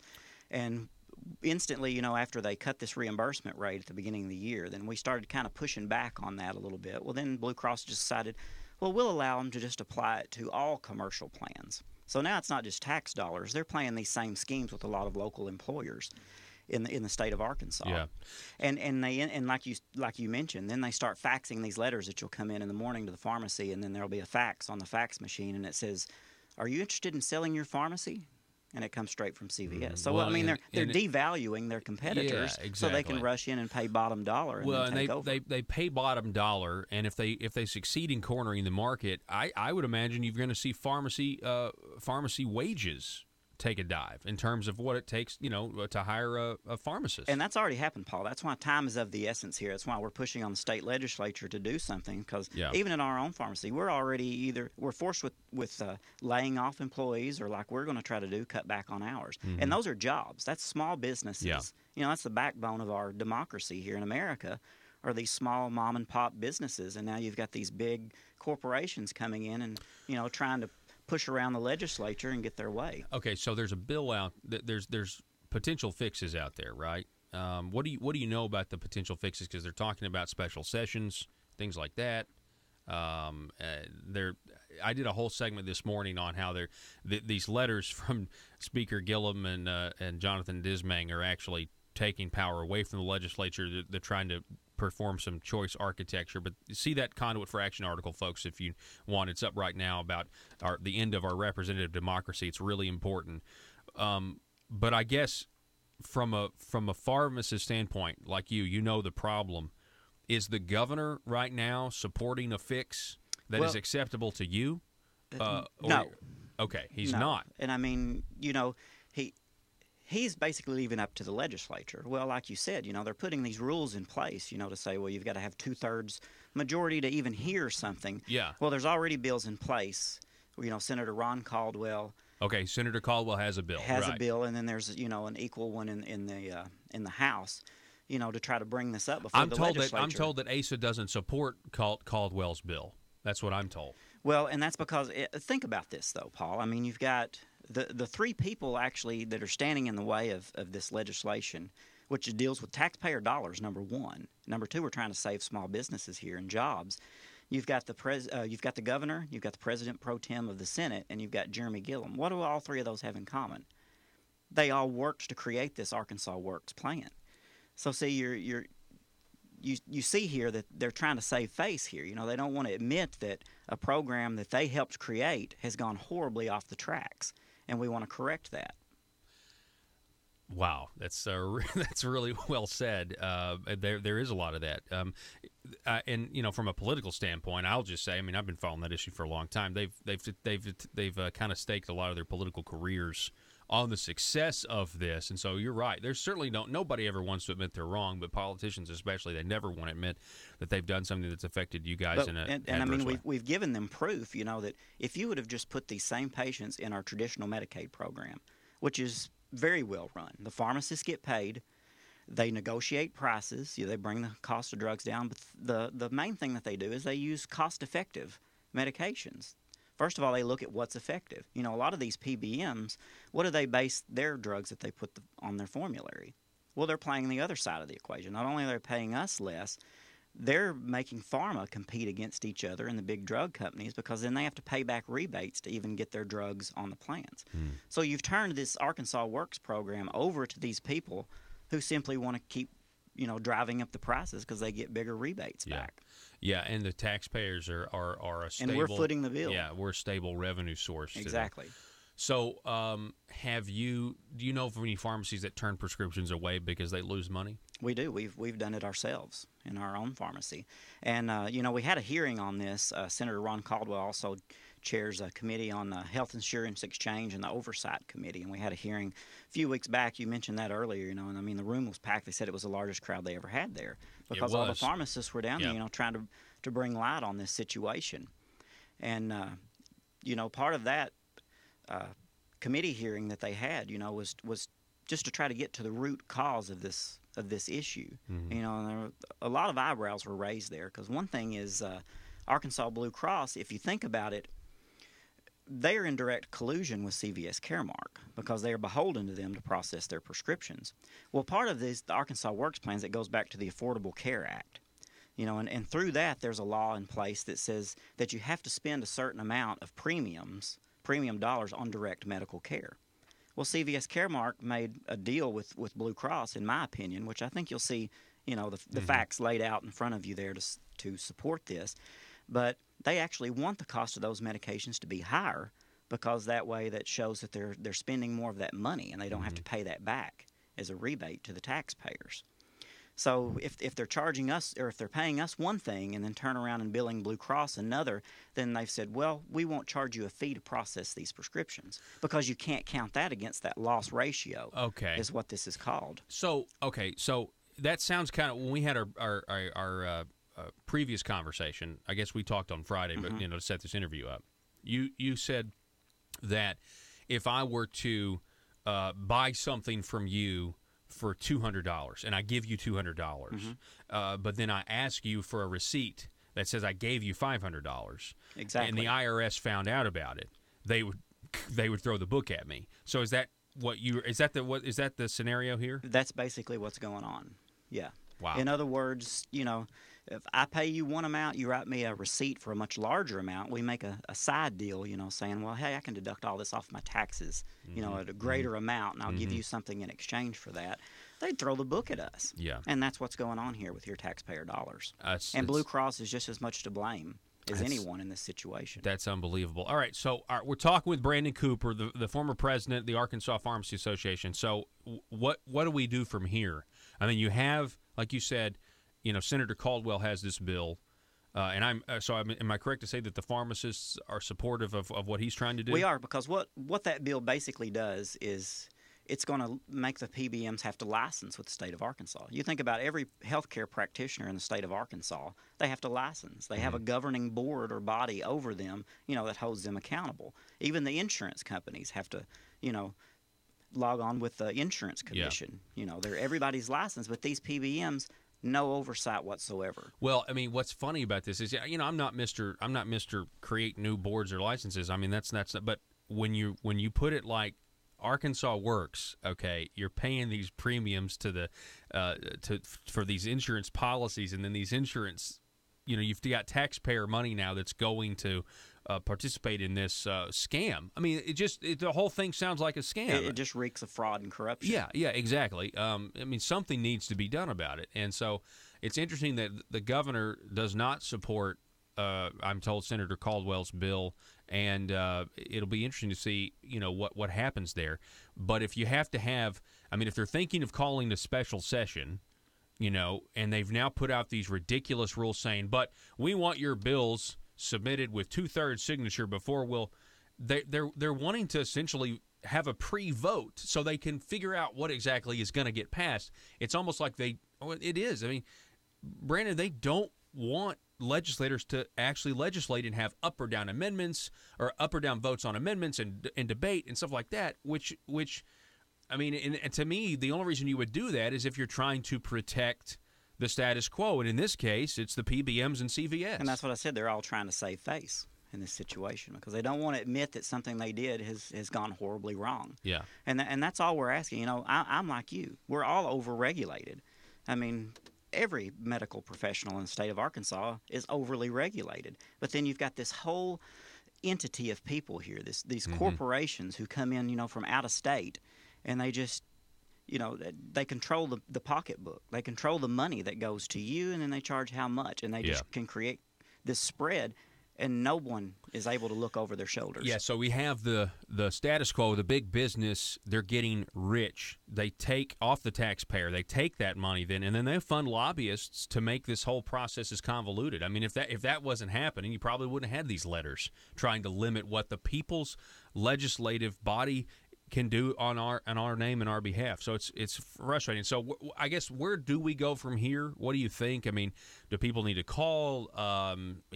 What's your thought? Yeah, I mean, we've been calling. The pharmacists have been engaged, ever since the beginning of the year, and for many years we have. We've got laws in place that we have passed, but they simply aren't enforcing those. Mm-hmm. And I mean, part of that is the governor's own fault for not, allowing these practices to be brought to light. And so that's what we're asking here. We're simply asking, the insurance commissioner, the attorney general, someone needs to step up. And I will, speak up for Leslie Rutledge. She has announced that she is investigating CVS Caremark because of these practices, and even the governor has in his hands those very examples that I mentioned to you of them paying one pharmacy a different amount than what we get paid, the smaller pharmacies. And it's just like, okay, enough is enough. Let's have a vote. Yeah. Let's bring this thing to the floor. So I urge all of you to call your legislators. I mean, I know a lot of the legislators around here, my own legislators, are very supportive of this. There's overwhelming support in the state legislature, but it's these people that control bringing that. Well, and they're controlling it, but here's the thing. You don't have to have a special session to consider this. Constitutionally, they don't have to play by the speaker's rules. You can have bring up a vote right now in the fiscal session if you have enough people that are willing to do it. Yeah, exactly. And so they're trying to control the outcome and try to control what is even debated. They only want to debate in these parameters, and I think when you do that, you're protecting something. You're protecting the status quo. Brandon Cooper, I appreciate it, sir, for coming on. I guess tomorrow we'll be talking with, a pharmacist friend of yours, I guess out of Russellville. So I'm excited to do that as well, to just bring more to light about what's going on. I wish you the best, and let me know what I can do to help and get the word out. I appreciate you, Paul. Appreciate you having me on. All righty. Brandon Cooper, everybody, we got to take a break. Back in just a moment. Buy, sell, and trade at Triple R Pawn in Ash Flat. Firearms, computers, sporting goods, musical instruments, tools, jewelry, and everything else you can think of. It's all at Triple R Pawn at the Light in Ash Flat. Gun enthusiasts, log on now to TripleRPawn.com and browse their amazing inventory. That's TripleRPawn.com. You can also call them at 870-994-PAWN. That's 870-994-7296. Let the great team at Triple R Pawn help you find what you're looking for. That's Triple R Pawn at the Light in Ash Flat, TripleRPawn.com, or call 870-994-PAWN. If you're like me, you believe that small business is the heart of Arkansas's economic engine, and it should be viewed that way by the politicians in Little Rock. Conduit for Commerce also believes, like you and I believe, policies that achieve less regulation and lower taxation help small business in Arkansas thrive. Other policies like small, constitutionally consistent government and reducing citizen dependency on government keeps it from growing and expanding its influence on our daily lives. Conduit for Commerce works every day to educate the general public and legislators on these important priorities in the name of Arkansas small business. By the way, contributions to Conduit for Commerce are tax deductible. Log on now to conduitforcommerce.org and click on Contact Us on the right side of the page. That's conduitforcommerce.org. Go there now and learn the facts on protecting small business in Arkansas.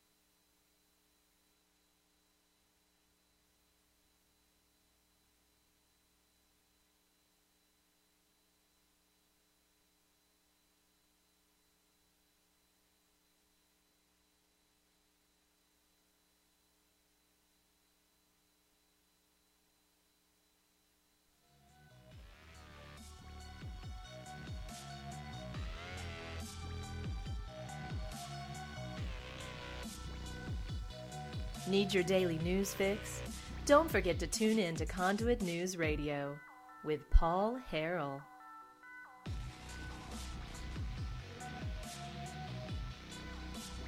That's fascinating stuff from a local pharmacist there, Mr. Brandon Cooper. The governor will be holding, I'm told, a press conference later today about the special session. We will see if, I'll just say I wouldn't be surprised if after that interview he's scrambling, as people are scrambling to change his remarks, quite honestly. It just is what it is, folks. The concept that Arkansas Works has negative consequences is terrifying to these guys.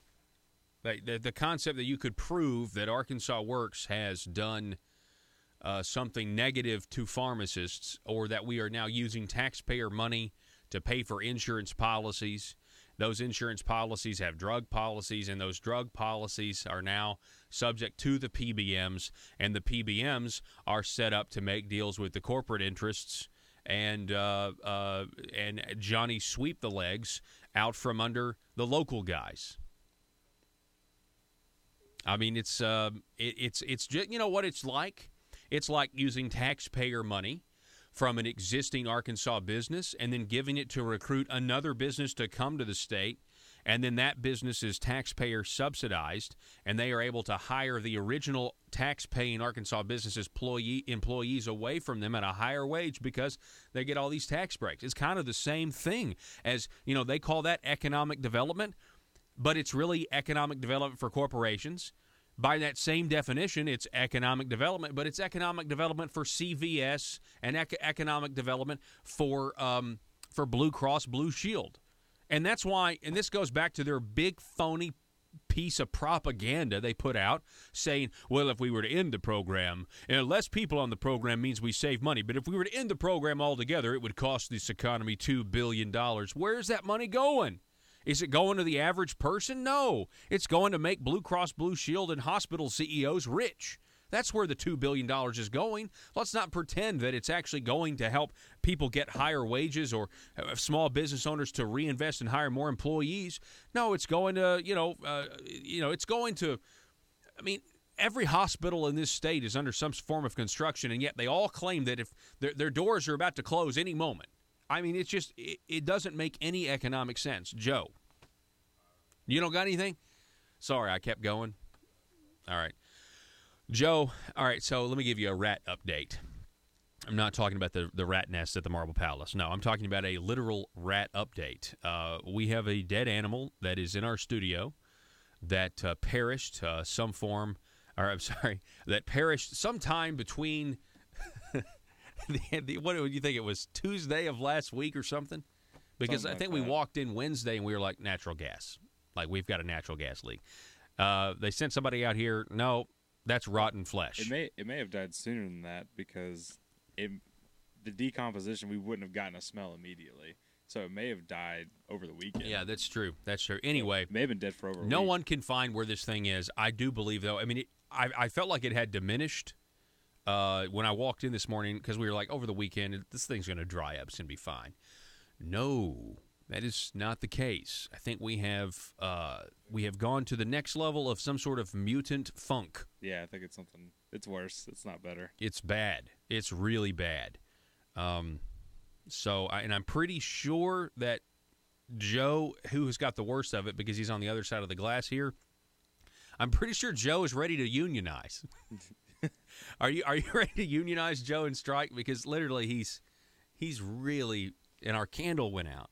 So. Yeah, the wicks are burned out to the point where they can't. We got to get new can't candles. Hold anymore. I'm bringing my own candle tomorrow. Oh, you are? The one in my apartment's got a really strong smell. I've never lit the thing, and I can still smell it from my desk. All right, well, bring it on, man. I'll reimburse you. And plus, it's a good smell. It's a candle I like the smell of.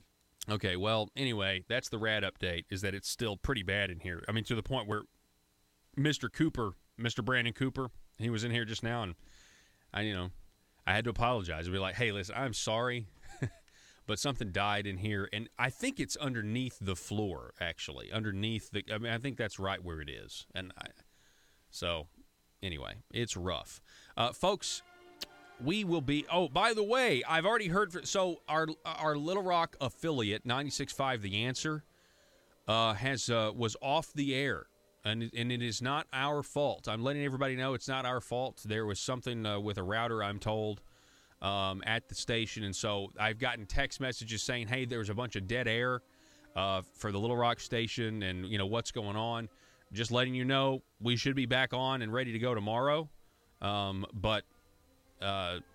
Anyway, it was everything else was fine on our end, and I know everybody wants to know what happened.